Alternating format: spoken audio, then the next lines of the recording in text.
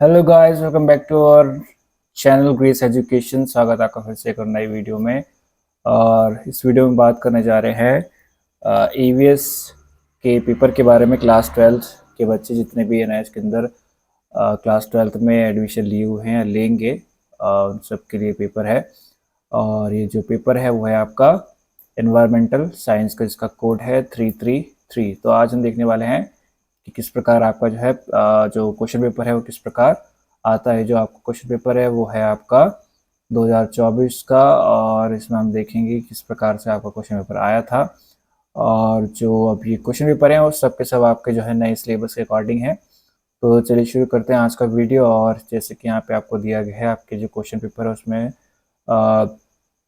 39 question आपको दिए हैं, और 39 के 39 क्वेश्चन जो है आपके कंपलसरी क्वेश्चंस हैं। ठीक है, सो हम शुरू करते हैं फटाफट से अपना ये वीडियो। और यहाँ पे दिया है कोर मॉड्यूल्स। तो आपके पास दो मॉड्यूल है, एक कोर मॉड्यूल है और दूसरा है ऑप्शनल मॉड्यूल। तो पार्ट पार्ट करके आपको जो है इसमें क्वेश्चंस दिए गए हैं। पहले कोर मॉड्यूल, फिर ऑप्शनल मॉड्यूल, फिर दोबारा से कोर मॉड्यूल और फिर ऑप्शनल मॉड्यूल। तो ऐसे करके क्वेश्चंस को बांटा गया, उसमें क्वेश्चन पेपर आपका ऐसा करके बनाया गया है। तो सबसे पहले आपके पास ऑब्जेक्टिव टाइप क्वेश्चन है सारे।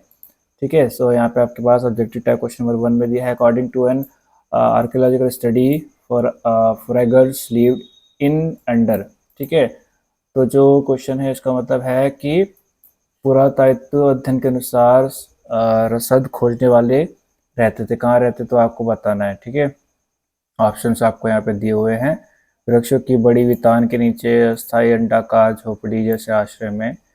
जो भी आपको ऑप्शन सही लगता है वो आप इसमें टिक कर सकते हैं। फिर यहाँ पे ड्रॉट एनिमल्स कौन से होते हैं वो आपको यहाँ पे देना है आंसर।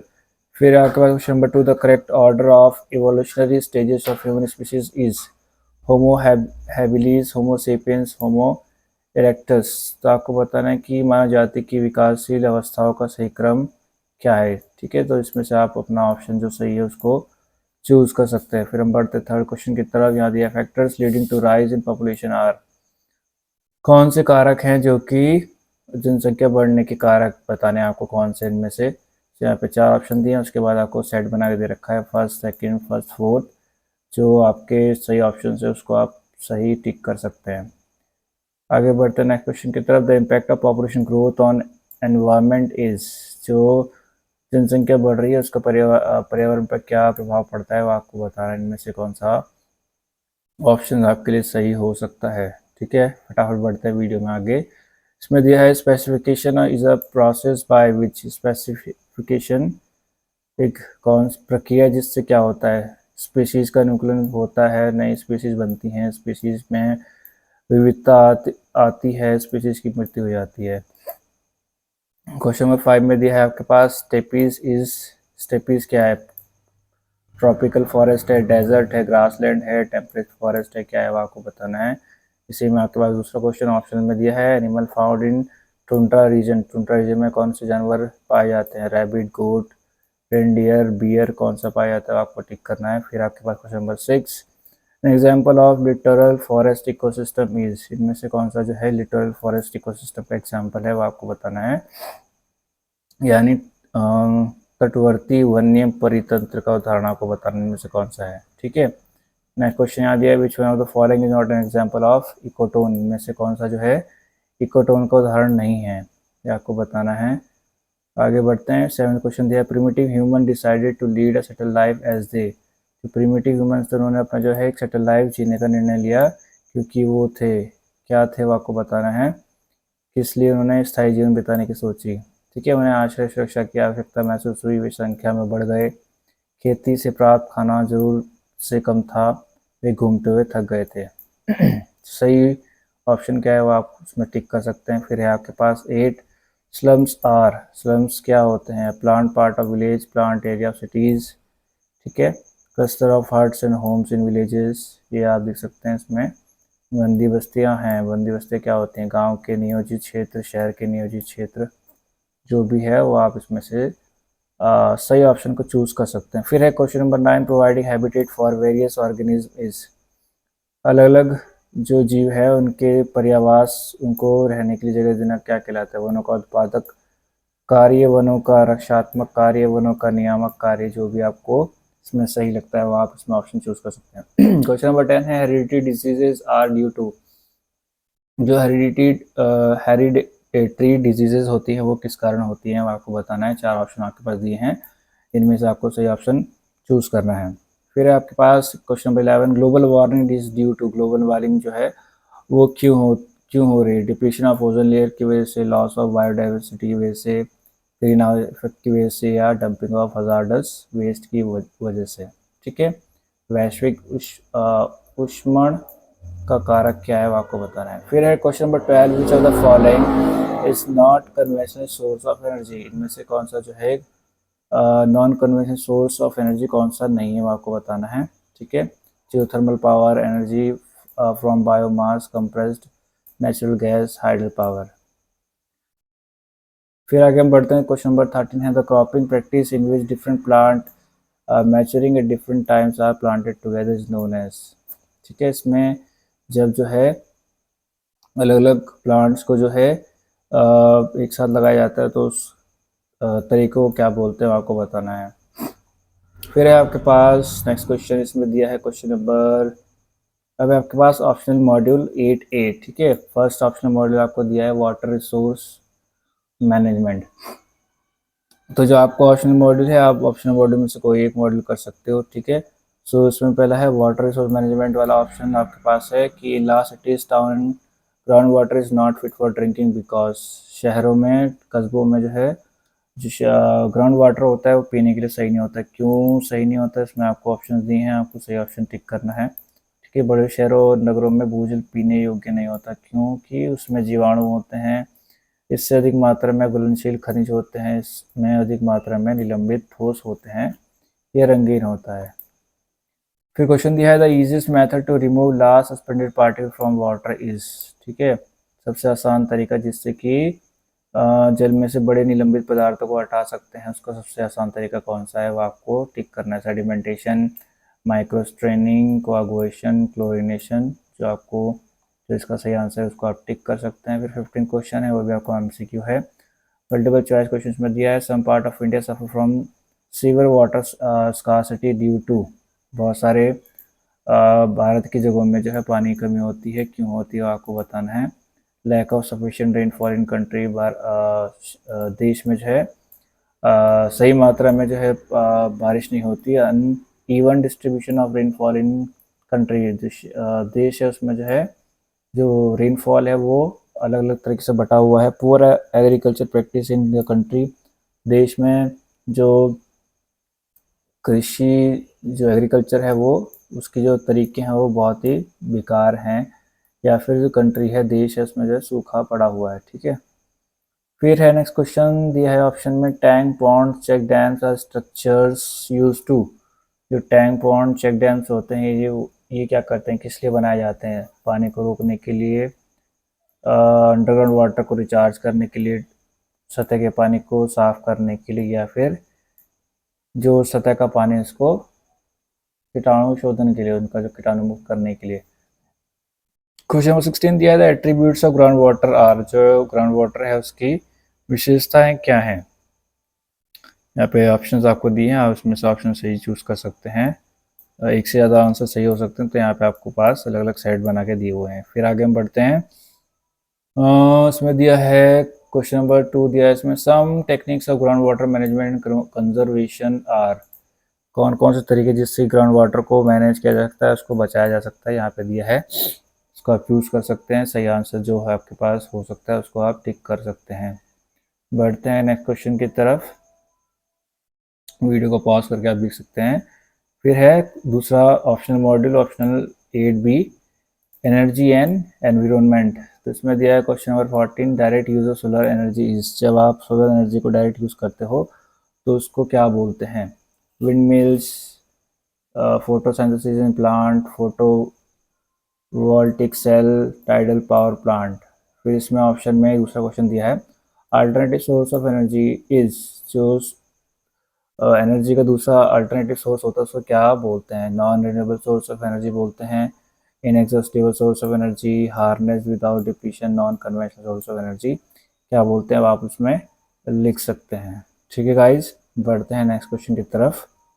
नेक्स्ट क्वेश्चन हमारे पास दिया है, N example of gaseous biofuel is, इनमें से कौन सा जो है बायोफ्यूल, कौन सा गैस बायोफ्यूल है, उसका एग्जाम्पल कौन सा, methane, carbon dioxide, gasohol, sulphur dioxide या इसमें से बता सकते हैं। फिर इसमें ऑप्शन में एक क्वेश्चन दिया है, biomass is used in as, जो बायोमास है वो किसमें इस्तेमाल किया जाता है, सोर्स ऑफ कंस्ट्रक्शन मटेरियल, और source of heat and power generation, household waste material, treatment of water. यानी कि बायोमास का इस्तेमाल होता है कहाँ होता है, निर्माण सामग्री के स्रोत के रूप में, ताप एवं विद्युत पैदा करने के स्रोत के रूप में। वो आप इसमें से देख सकते हैं कौन सा जो है ऑप्शन आपका सही है। आगे बढ़ते हैं, क्वेश्चन नंबर 16 में दिया है, CFL should be use in place of ordinary bulb as, जो CFL है उसका जो है इस्तेमाल जो है ऑर्डिनरी बल्ब के स्थान पे किया जाना चाहिए, क्यों किया जाना चाहिए। यहाँ पे आपके पास ऑप्शन दिया है अलग, उसका आप देख सकते हैं, और जो उसका सही उत्तर है उसको आप टिक कर सकते हैं। ठीक है, बढ़ते हैं नेक्स्ट क्वेश्चन की तरफ। इसमें दिया है, an energy conservation plant should be developed for every household as, एक एनर्जी कंजर्वेशन प्लांट जो है उसको जो है हर एक हाउस होल्ड के लिए बनाया जाना चाहिए। ठीक है, कैसे बनाया जाना चाहिए उसका जो है एग्जाम्पल इसमें दिए गए हैं। आप इसमें सही जो है ऑप्शन चूज कर सकते हैं, क्या जो है सही उत्तर इसका हो सकता है। फिर आपके पास दोबारा से आता है कोर मॉड्यूल। ठीक है, दोबारा से कोर मॉडल है, ऑब्जेक्टिव टाइप क्वेश्चन पार्ट 2 इसमें है। इसमें आपको दिया है, फर्स्ट 17 क्वेश्चन में दिया है कि expand EIA, name two important aspect of EIA। आपको EIA का पूरा नाम लिखना है, फुल फॉर्म लिखनी है, फिर EIA के 2 महत्वपूर्ण पहलू लिखने हैं। ठीक है, आपके पास या तो आप ये फर्स्ट 2 कर सकते हैं या फिर ये वाले 2 नीचे वाले कर सकते हैं। ये दूसरे वाले में दिया है, what is meant by environmental clearance, name any 2 project requiring environmental clearance. ठीक है, पर्यावरणीय अनुमति का क्या मतलब है, ऐसी 2 योजनाओं के नाम लिखिए जिनसे पर्यावरणीय अनुमति आवश्यक होती है। ठीक है, यह है आपका 2-2 मार्क्स से क्वेश्चन। फिर आता है नेक्स्ट, इसमें दिया है कि 6 में से कोई 6 क्वेश्चन करना है। ठीक है, यहाँ पे दिया है, evaluation of EIA is possible only if EIA report is reliable, what does this statement means। फिर नेक्स्ट क्वेश्चन है, what are village forest। फिर नेक्स्ट है, what is the aim of IPM, mention two important agriculture input that are avoided in organic farming। फिर है, how do exotic species often wipe out the native species। Next question दिया है, how does acid rain affect leaves of plant, why should water be conserved for life। फिर next question है, fossil fuels are called renewable fuels why. ठीक है, fossil fuel को renewable fuels क्यों कहा जाता है वो आपको बताना है। 6 क्वेश्चन आपको करने हैं, सब 1-1 मार्क्स के, 6 मार्क्स आपके इसमें आ जाएंगे। ठीक है, हिंदी के विद्यार्थी जितने हैं सब हिंदी वीडियो वाले वो ये क्वेश्चन देख सकते हैं, यहाँ पे हिंदी में आपको दिया गया है। ठीक है, इसको आप देख सकते हैं वीडियो पॉज करके। फिर हम आगे बढ़ते हैं 19 क्वेश्चन में। यहाँ दिया है, इसमें से भी आपको 6 क्वेश्चन करना है, सब 1-1 मार्क्स के हैं। Name a country that had forest policy since 1984, कौन से देश में जो है फॉरेस्ट पॉलिसी 1984 से है। फिर है, एक्सपेंड द एब्रिविएशन IPR की फुल फॉर्म लिखनी है। Which is the most dangerous consequence of population explosion, सबसे खतरनाक कॉन्सिक्वेंस कौन सा है पॉपुलेशन एक्सप्लोजन का। Name a chemical compound which is obtain by anaerobic digestion of manure. फिर next question, name the most abundant group of animal recorded in India, सबसे ज़्यादा group of animal कौन सा है जो कि भारत में रिकॉर्ड किया गया है। What is the thinning of stratospheric ozone layer over the Antarctic region known as, जो आपका स्ट्रेटोस्फेरिक ओजोन लेयर जो कि कम हो रही है उसको जो है क्या बोलते हैं। Name the major pollutant release from oil refineries, oil refinery से कौन सा सबसे बड़ा जो पॉल्यूटेंट है वो रिलीज होता है उसका नाम लिखना है। What is the main name of tropical deciduous forest found in state of Kerala in India, India Bharat के केरला राज्य में जो है जो ट्रॉपिकल डेसिड फॉरेस्ट है उसका क्या नाम दिया गया है वो आपको लिखना है। ठीक है, हिंदी में यहाँ पे सारे क्वेश्चंस दिए हैं, इसको आप देख सकते हैं कि करके वीडियो को पॉज करके आप इसको देख सकते हैं।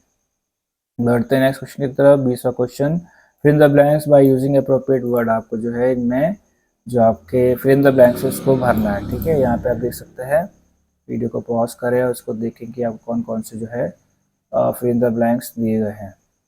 बढ़ते हैं हम नेक्स्ट क्वेश्चन की तरफ, और हिंदी वाले व्यक्ति बच्चों के लिए ये सब क्वेश्चन यहाँ पे दिए हैं, इसको आप देख सकते हैं। मानवीय क्रियाकलापों से पर्यावरण के अधिकतम दबाव झेलने की क्षमता को डैश कहते हैं, डैश करने की क्षमता को ऊर्जा कहते हैं। तो इस प्रकार आपके फिल इन द ब्लैंक्स दिए हुए हैं। फिर है राइट ट्रू एंड फॉल्स, इनमें से आपको 3 ट्रू फॉल्स करने हैं। Protocol is an international agreement that stands on its own but is linked to an existing convention. Overexploitation is one major cause of environmental degradation. ठीक है, हिंदी में यहाँ पे दिए हैं कोई भी 3 ट्रू फॉल्स आपको इसमें से करना है। ठीक है, वीडियो को पॉज करके आप इसको देख सकते हैं, फिर हम आगे बढ़ते हैं। फिर आपके पास दोबारा से ऑप्शन मॉड्यूल 8A आ जाता है। वाटर रिसोर्स मैनेजमेंट से आपके पास क्वेश्चन आंसर है। Water cover about 3/4 of earth surface but how much of it is fresh water. जो पानी है जो करीब 3/4 जो है पृथ्वी की सतह को घेरता है, लेकिन इनमें से कितना पानी जो है पीने लायक है, मतलब फ्रेश वाटर इसमें से कितना है वो आपको बताना है। Name 2 sources of fresh water के 2 स्रोतों के नाम लिखने हैं। फिर क्वेश्चन नंबर 23 में दिया है mention 2 main techniques of rain water harvesting. Rain water harvesting के 2 तरीके आपको बताने हैं, ये भी आपके 1 मार्क्स का क्वेश्चन है। Mention how in ancient times houses in western Rajasthan conserve water, बताना कि प्राचीन समय में राजस्थान के घरों में किस प्रकार जल संरक्षण होता था। फिर नेक्स्ट क्वेश्चन 24वां, what is grey water, grey water क्या होता है वो बताना है। या फिर आप दूसरा क्वेश्चन कर सकते हैं mention 2 ways by which waste water can be reused, 2 तरीके बताना जिससे कि आप वेस्ट वाटर को इस्तेमाल कर सकते हैं। फिर आपका option B energy and environment से, ऊर्जा और पर्यावरण से। When growth of economy can withstand global competitiveness in terms of energy, कब ऊर्जा को अर्थव्यवस्था की वृद्धि के लिए वैश्विक प्रतिस्पर्धा का सामना करने योग्य माना जाएगा। 1 मार्क्स का क्वेश्चन है। या फिर दूसरा क्वेश्चन आप कर सकते हैं give an important impact of energy use on environment, ऊर्जा उपभोग के पर्यावरण पर पड़ने वाले एक महत्वपूर्ण प्रभाव का उल्लेख कीजिए। फिर आता है व्हाट इज बगासी, खोई क्या है, खोई क्या होता है वो लिखना है। डिफाइन मिथेनोजेनेसिस की परिभाषा लिखनी है आपको। क्वेश्चन नंबर 24 में दिया what is the cause of air becoming wind, किस कारण से जो है वायु पवन में परिवर्तित होती है, उसका कारण लिखना है क्यों होती है। फिर नेक्स्ट क्वेश्चन है why is wind energy called indirect solar energy, wind energy को इनडायरेक्ट सोलर एनर्जी क्यों कहा जाता है। ठीक है, तो इस प्रकार से आपको क्वेश्चन आने वाला है, 1 मार्क्स के क्वेश्चन ये सारे हैं आपके पास। फिर आपका दोबारा से कोर मॉड्यूल शुरू हो जाता है, सब्जेक्टिव पार्ट है इसमें। ठीक है, और इसमें आपके पास अब 2 मार्क्स के क्वेश्चन शुरू हो जाते हैं। What all is assessed in EIA, EIA में किस किस चीज़ का मूल्यांकन होता है। फिर आपको नेक्स्ट क्वेश्चन दिया है how are forest getting denuded, वन किस प्रकार वृक्ष रहित हो रहे हैं, ये आपको बताना, 2 मार्क्स का क्वेश्चन है। Why is extinction of wildlife species on the rise, जो वन्य जीव की प्रजातियां विलुप्त होना क्यों बढ़ता जा रहा है, मतलब क्यों विलुप्त होती जा रही हैं, आपको लिखना है। फिर है 27वां question differentiate between rural and urban settlements on the basis of the following factor, आपको रूरल और अर्बन सेटलमेंट्स के बारे में बताना है कि ऑक्यूपेशन और पॉपुलर डेंसिटी किस आधार पे इसको जो है प्रभावित करती है वो आपको बताना है। ठीक है, तो डिफरेंशिएट करना है कि रूरल और अर्बन सेटलमेंट्स में इसके हिसाब से क्या अंतर होता है। ठीक है, फिर है question number 28 this is an extensive sandy region in the north west India and eastern Pakistan, identify this region. ठीक है, यह उत्तर पश्चिम भारत और पूर्वी पाकिस्तान में एक विस्तृत रेत का क्षेत्र है, इसे पहचानिए और इस क्षेत्र पाए जाने वाले एक पादप स्पीशीज, एक प्राणी स्पीशीज और एक पक्षी स्पीशीज का नाम लिखिए। ठीक है, एक प्लांट, एक एनिमल और एक बर्ड स्पीशीज का नाम आपको लिखना है जो इस जगह पे पाई जाती है। 2 मार्क्स से क्वेश्चन है। फिर 29 क्वेश्चन दिया है हमारे पास give 2 reason to show importance of conservation of biodiversity, जो बायोडाइवर्सिटी है उसको बचा के रखने के लिए 2 कारण आपको बताना है क्यों वो ज़रूरी है। ठीक है, 2 मार्क्स का क्वेश्चन है। What are 2 strategies of effective management and conservation of water, 2 कुशल प्रबंधन व संरक्षण की 2 युक्तियाँ बतानी है। ठीक है, किस तरह से पानी को जो है आप मैनेज कर सकते हैं, बचा सकते हैं। 2 मार्क्स का क्वेश्चन आपके पास ये होने वाला है। फिर आपके पास explain the term mutualism and commensalism. ठीक है, सहजीविता और सहयोजिता को बताना है, एक्सप्लेन करना है कि ये क्या होता है। फिर नेक्स्ट क्वेश्चन दिया what is ecological succession, name different types of ecological succession, जो आपका इकोलॉजिकल सक्सेशन होता है वो क्या है और अलग अलग तरह के इकोलॉजिकल सक्सेशन कौन कौन से होते हैं बताना है। ठीक है, आगे बढ़ते हैं। इसमें दिया है फिर explain the role of following in agriculture as biofertilizer. 2 marks का क्वेश्चन है ये। राइजोबियम और एजोपीरिलियम का क्या काम होता है बायो फर्टिलाइजर के अंदर। फिर नेक्स्ट क्वेश्चन दिया है 33, डिफाइन पॉपुलेशन। पॉपुलेशन को डिफाइन करना है। Why is important to study population. Population को स्टडी करना क्यों जरूरी है। एक्सप्लेन एनी वन पॉइंट, एक पॉइंट बताना है। List 4 major period of human population growth. 4 मुख्य आवर्तों की सूची बनानी है जिसमें आपका जो पॉपुलेशन है वो बढ़ती है। 4 मार्क्स से आपका क्वेश्चन है। या फिर आप दूसरा क्वेश्चन कर सकते हैं, what happen when cities grow. क्या होता है जब शहर बढ़ते हैं। Explain harmful effect of urbanization on the following. आपको जो अर्बनाइजेशन है उसके जो हानिकारक कारण है वो बताना है। फॉरेस्ट को लेके, सोशल इकोनॉमिक फैक्टर्स को लेके और पानी की उपलब्धि को लेके। 4 मार्क्स का क्वेश्चन आपके पास ये है। फिर है 34th question, what is mean by biosphere reserve. जो बायोस्फीयर रिजर्व होता है वो क्या है उसको बताना है। क्या होता है वो, what are its various zones, उसके अलग अलग जोन्स कौन से हैं। Give the main function of biosphere reserve. Biosphere reserve का जो है मेन फंक्शन आपको बताना है। फिर आपके पास 35 question, what do you understand bye ecological efficiency. Ecological efficiency से आप क्या समझते हैं। Why does the amount of energy decrease at subsequent trophic level. जो अब आप ट्रॉपिक लेवल से ऊपर जाते हैं तो एनर्जी का अमाउंट क्यों घट जाता है। If autotrophs produce 100 cal of energy, how much energy will be available to herbivorous and carnivorous. अगर ऑटोट्रॉफ जो है 100 कैल एनर्जी प्रोड्यूस करते हैं तो कितना एनर्जी जो हर्बिवोरस के लिए और कार्निवोरस को मिलता है। How can ecological efficiency be expressed. Ecological efficiency को किस तरह से व्यक्त किया जा सकता है, किस तरह से आप उसके बारे में बताएंगे। ये है आपका 5 मार्क्स का क्वेश्चन। फिर आता 37th question, what is noise pollution. Noise pollution क्या होता है वो आपको बताना है। उसके सोर्सेज क्या क्या हैं और 2 इफेक्ट बताने नॉइज पोल्यूशन के जो इंसानों पे पड़ते हैं। In which way it can be control, किस तरह से उसको कंट्रोल किया जा सकता है वो भी आपको इसमें लिखना होगा। तो 5 मार्क्स का क्वेश्चन आपके पास आ सकता है ऐसे करके। फिर है नेक्स्ट क्वेश्चन अगर हम देखें तो इसमें ऑप्शन मॉड्यूल में दिया है 37th question, water resource management से आपके पास क्वेश्चन है। Give two abstractive use of water. आपको जो है जल को निकालकर प्रयोग करने के 2 उदाहरण देने हैं। फिर है list any 4 reason for growing water shortage problem in the world.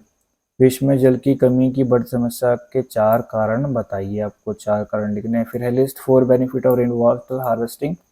वर्षा जल के संचयन के 4 लाभ बताइए। फिर है 39 क्वेश्चन जो कि आपका लास्ट क्वेश्चन है, व्हाट इज वाटरशेड। वाटरशेड क्या होता है। इस वाटरशेड से रिलेटेड पहले भी क्वेश्चन आ चुका है इसी पेपर में। Why is the water passing through the forest relatively pure. जो पानी वनों से बहता है, गुजरता है, वो शुद्ध क्यों होता है वो आपको बताना है। 2 मार्क्स का क्वेश्चन है। फिर what do you understand by artificial recharge to ground water. जो ग्राउंड वाटर का जो रिचार्ज, आर्टिफिशियल रिचार्ज से आप क्या समझते हैं। Mention 2 method of artificial recharge in urban areas. तो जो आर्टिफिशियल तरीके से जो पानी को दोबारा से रिचार्ज किया जाता है अर्बन एरियाज में, उसके 2 तरीके आपको लिखने हैं। ठीक है। फिर आता है आपके पास ऑप्शन, दूसरा option 8B module energy and environment से, what are photovoltaic cell, give their 2 uses. आपको बताना है फोटोवोल्टिक सेल्स क्या होते हैं और उसके 2 इस्तेमाल आपको लिखने हैं कि कहाँ इस्तेमाल होते हैं। फिर है define geothermal energy. Geothermal energy क्या होती है उसको परिभाषित करना है। Give 2 example from where this energy can trapped in India. जियोथर्मल एनर्जी क्या होती है और आपको बताना है कि इसके 2 एग्जाम्पल लिखने हैं, कहाँ से आप इस एनर्जी को जो है भारत के अंदर जो है ट्रैप कर सकते हो, मतलब उसको जो है कैसे प्राप्त कर सकते हो। फिर क्वेश्चन दिया what is fuel cell. Fuel cell क्या होता है आपको लिखना है। What is the impact of use of fuel cell in environment. जो फ्यूल सेल होता है उसका वातावरण पर क्या प्रभाव पड़ सकता है, ऐसे क्वेश्चन आपके बता सकते हैं। फिर what do you understand by energy audit. Energy audit से आप क्या समझते हैं। What is the role of energy auditing. Energy auditing का क्या रोल होता है, क्या भूमिका है उसकी आपको लिखना है। और यहाँ पे ऑप्शन में आपको पास क्वेश्चन दिया, what do you understand by energy efficient new towns, how can such town be created. को बताना है कि जो आपका एफिशिएंट न्यू टाउन्स हैं उनसे आप क्या समझते हो? How can such towns be created, तो ऐसे कस्बों को कैसे बनाया जा सकता है, शहरों को किस प्रकार बनाया जा सकता है वो आपको बताना है, जहाँ पे जो ऊर्जा है वो पर्याप्त मात्रा में होती है। सो ये आपका 2 मार्क्स का क्वेश्चन है। सो इस प्रकार से आपका जो है पेपर, यहाँ पे क्वेश्चन पेपर ख़त्म हो जाता है। सो यहाँ पे ऑलमोस्ट आपके पास 38 क्वेश्चन है, 39 क्वेश्चन है, जिसमें आपके पास कोर मॉड्यूल और ऑप्शनल मॉड्यूल से अलग अलग तरीके से आपको जो है क्वेश्चन इसमें दिए गए हैं। तो इसी प्रकार से आपका जो है 2026 के अंदर अप्रैल में भी आपके पास क्वेश्चन इसी तरह से बन के आने वाला है। सो आप कौन कौन से इसमें इंपॉर्टेंट क्वेश्चंस चैप्टर्स कौन कौन से इसमें इंक्लूड हुए हैं उसको आप देख सकते हैं, और उस प्रकार से आप कितनी तैयारी कर सकते हैं। सो इस वीडियो में इतना ही, मिलते हैं नेक्स्ट वीडियो में, तब तक के लिए ठोक लीजिए, 5,000 लौटे दिख जाना चाहिए।